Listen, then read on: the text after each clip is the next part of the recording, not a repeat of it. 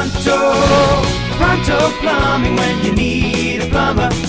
Pronto. Plumbing has come a long way from just a necessity to a luxury item. In fact, I believe we have in our repertoire, we have a $7,500 toilet.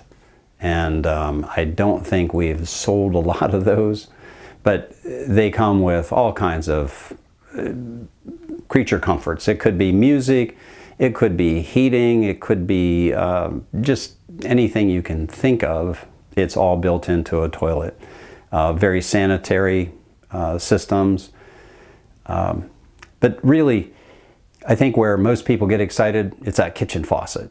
That kitchen faucet is a real draw.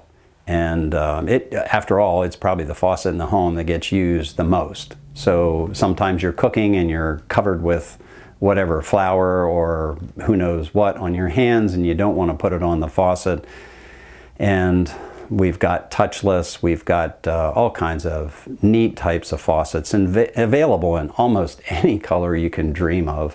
Some of them take a little bit longer to get, and some of them are pretty well stocked because it's getting to be a norm now. Pronto, Pronto Plumbing, when you need a plumber. Pronto, Pronto Plumbing. Pronto.